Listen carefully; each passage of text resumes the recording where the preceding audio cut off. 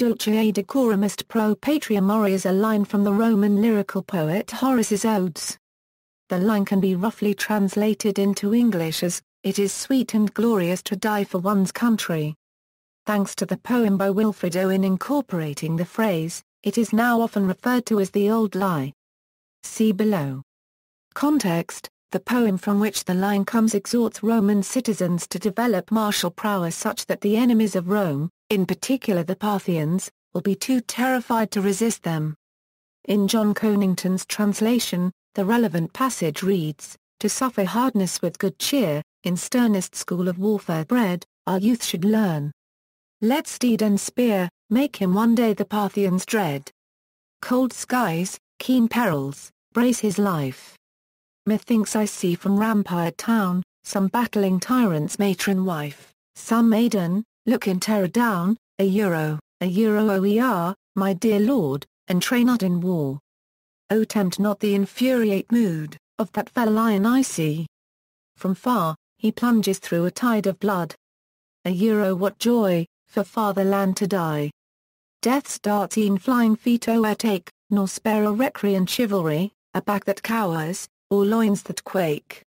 A humorous elaboration of the original line was used as a toast in the 19th century, "Dulce decorum est pro patria mori, sed dulcius pro patria vivere, a dulcissimum pro patria bibere. Ergo, bibamus pro salute patriae." A reasonable English translation would be, "It is sweet and fitting to die for the homeland, but sweeter still to live for the homeland, and sweetest yet to drink for the homeland. So, let us drink to the health of the homeland." Uses in art and literature. Perhaps the most famous modern use of the phrase is as the title of a poem, Dulce decorum est, by British poet Wilfred Owen during World War I. Owen's poem describes a gas attack during World War I and is one of his many anti-war poems that were not published until after the war ended. In the final lines of the poem, the Horatian phrase is described as the Old Lie. It is believed and illustrated by the original copy of the poem, that Owen intended to dedicate the poem ironically to Jesse Pope, a popular writer who glorified the war and recruited laddies, who longed to charge and shoot in simplistically patriotic poems like The Call. Died some, pro patria, non dulce non a decor. From Part 4 of Ezra Pound's Hugh Selwyn Morbely, a damning indictment of World War I. Daring as never before, wastage as never before.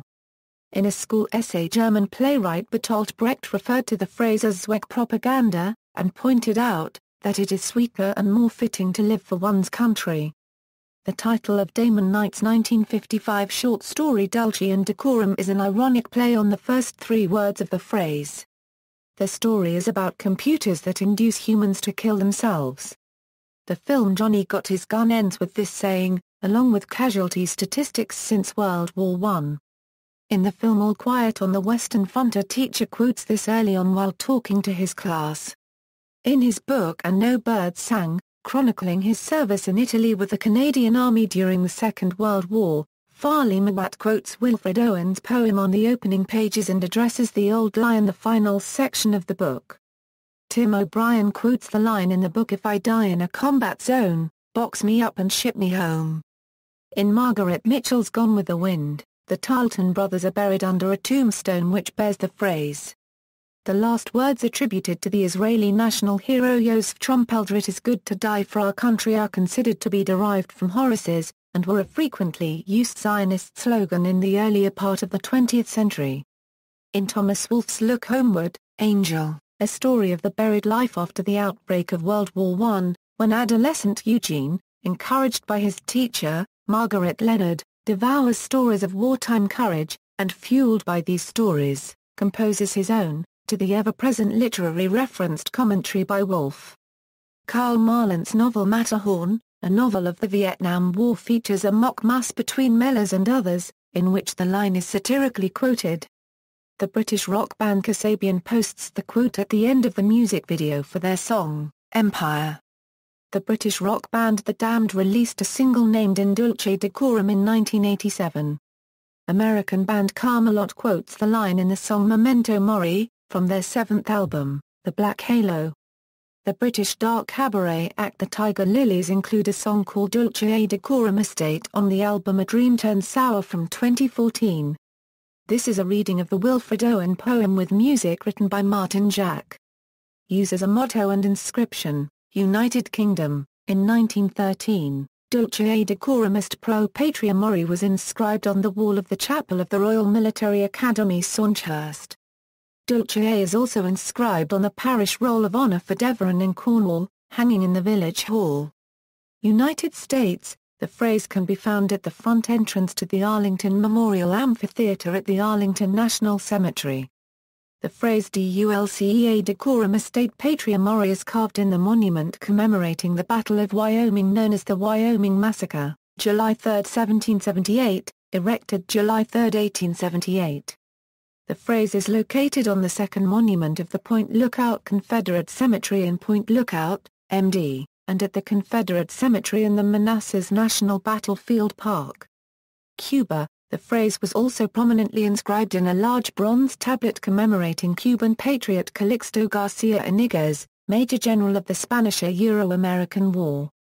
The tablet was erected by the Masons where he died at the Raleigh Hotel in Washington, D.C. Today, this tablet resides at the private residence of one of General Garcia's direct descendants.